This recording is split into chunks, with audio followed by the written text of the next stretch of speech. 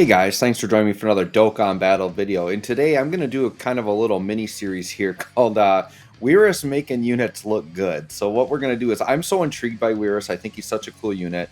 He's got a very good sticker, by the way. But I want to take him into some events with some units I think heavily benefit from his support and his orb changing. So in today's episode, we are going to take a look at Mechikabura. I think Mechikabura with Whirus on like a crossover team could actually be looking pretty darn nasty. So for those of you that don't remember how Mechikabura works, he does get attack and 20%, attack and defense 20% per orb obtained. So he's got nuking in there. And then he gets attack and defense passive based on which color orb he gets. So normally you do want to get AGL because he gets an extra 80% attack and defense buff. Well, Beerus is going to be making a bunch of physical. So with just physical orbs, he's going to be getting just the attack buff. So his attack is going to be looking pretty nasty. And I think what you're going to find is because we're getting so many orbs from the nuking anyways, like his defense is actually still fine. So we're going to see how crazy this guy is with the influence of Whirus on the team. He actually shares like 3 links with Whirus, which isn't the worst. So you could run them on rotation together. Mechikabura does have big bad bosses though. So I think my plan is to either keep him on rotation with Whirus and then have just a floating big bad bosses that he can link with once in a while to see how that works, which I think that's what we'll do. Otherwise, I could have the big bad bosses unit on rotation, and then we would just look at the Whirus turns with Whirus floating. We'll kind of see how it goes here. But yeah, so we're going to see how Mechikabura looks here. So on this turn here, so Whirus showed up, and Whirus did some orb changing. So you can see we got a pretty decent little stack of physical orbs here. I don't know if we can avoid grabbing some physical here. We might have to grab some physical. Yeah, unfortunately, Whirus has to grab like all the physical orbs. So that one didn't work out, but if like Whirus was on rotation, then obviously you could pick those up with Mechikabura, right? So next turn, Mechikabura is going to get on rotation with Sealess. And Sealess is the partner we're kind of picking to have big bad bosses with him. Sealess is also supporting him a little bit as well. So I think that's going to be good. The main rotation I want to see is like Whirus, Sealess, and Mechikabura together to see how that's going to look, right? But I do want to get just a few turns with Mechikabura because we can see what he looks like just naturally, and we'll see what he looks like when Whirus has that influence, right? So, okay, so on this turn here, yeah, so you can see Sealess and Mechikabura, they share 3 links, including big bad bosses. The orbs didn't turn out fantastic here, but I do have these tech orbs I can grab. So sure, let's go ahead and grab those 6 orbs. After orb, his defense is 245k, which isn't that bad. That's pretty decent. And on tech orb, he did get an extra 80% defense there, but not attack. So we'll see how that kind of plays in here. The thing I love about Whirus, though, is that you know exactly which orbs he's going to change. So 4.3, okay? So we would say... And by the way, my Mechikabura is 79%, so that's one thing to keep in mind.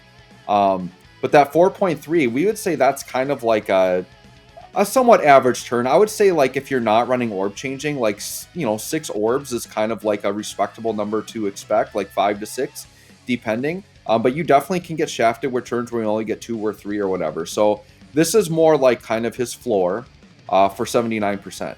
So we're going to just see how crazy we get once we get the Whirus influence, which should happen the next time he pops up. They were actually on like the worst spots to like get lined up with each other, so it's kind of unfortunate there. So yeah, this turn we'll just let Vegito kind of finish off here. So unfortunately, because we're going to be finishing the boss off, I can't like pre-plan, but it's int and tech is what's changed. So if I did this, all that int and tech in the front would change the physical, and we have a really nice setup here. But Vegito should take him out. If not, one of the 2 Toas should. Okay, yeah, one of the 2 Toas will take them out. Yeah, 4 mil from this Toa. Wow. That's pretty darn good. For a support unit, that Toa is looking pretty darn good. If you're running extreme teams and that Toa's on there... Oh, Sealess is transforming. I don't think I've ever done this on my account. That's crazy. Because I think he's just one of those random chances to transform.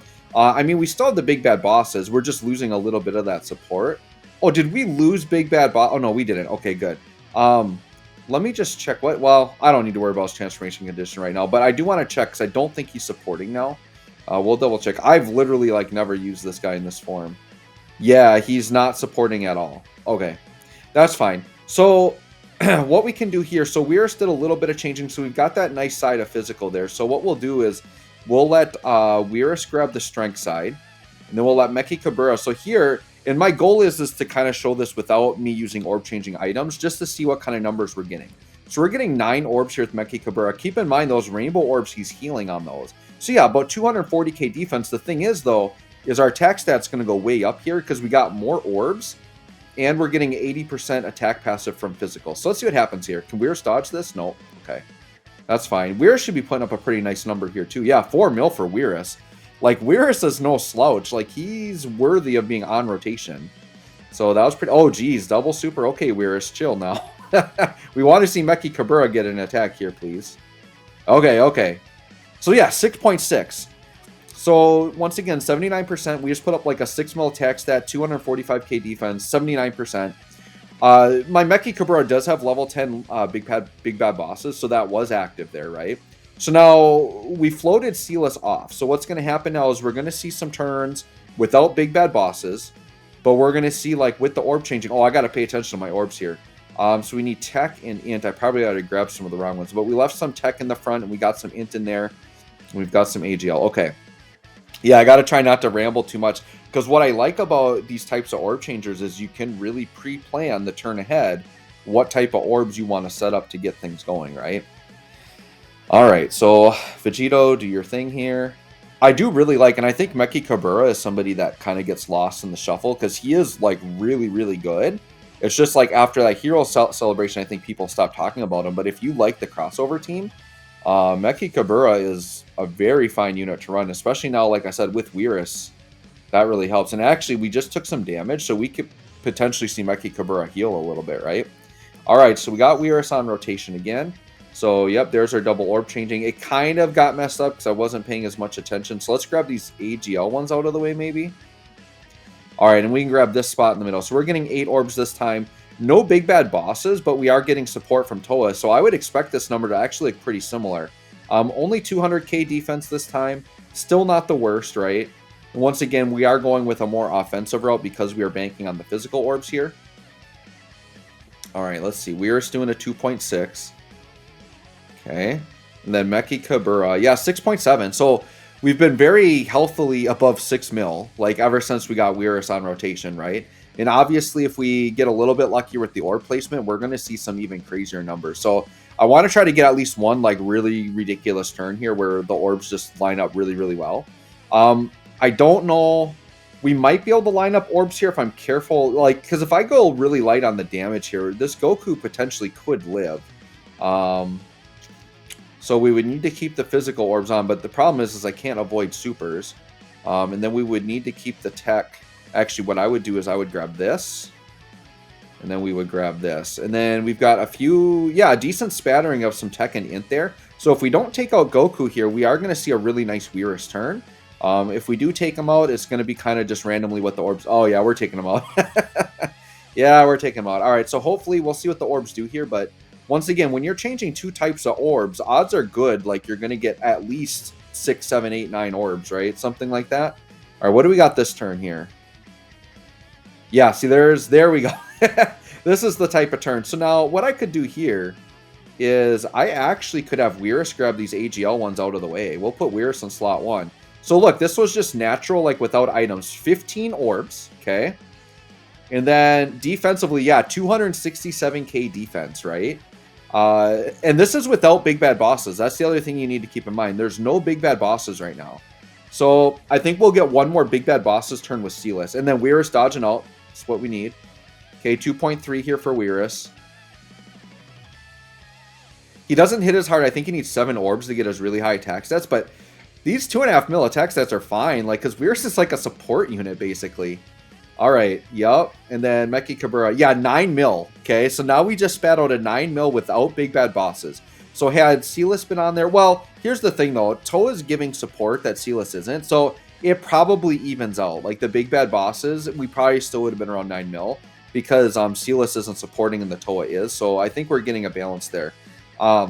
So, yeah. If there was, like... I think if Silas were non-transformed, we would be putting up a much better attack stat. Because I believe Silas non-transformed is still doing 20%. Okay, let me pay attention here. All right, so there's tech. Yeah, a lot of tech and a lot of int.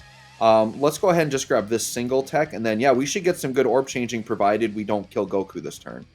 Let's see what happens here. We'll make this next turn in the last turn, but I think, like, just what we're looking for in these kind of Whirus videos is just, like, how consistent the key is. So I'm going to do some more of these videos on, like, some LRs, and that maybe sometimes struggle for key, right? And we're going to kind of see, like, how often are they getting their 18 and 24 key supers, or are they missing super attacks? Things like that. So that's something I'm kind of looking forward to. This is unfortunate. We're going to counter here, and we might actually take this Goku out. Please don't take him out. No crit, no crit. Okay. And then I don't think this will take him out, even with a crit. Just don't, like, double super or anything crazy here. Okay, don't. Okay, perfect. And then hopefully Goku doesn't do anything too crazy here. All right, so we're good. So we got Sealess. All right, so since this is the last turn. Oh, yeah, look at this. This is perfect. All right, so we're going to just attack first. And look, this just naturally came up like this. We're going to grab 13 orbs. Yep. All right, so let's grab 13 orbs.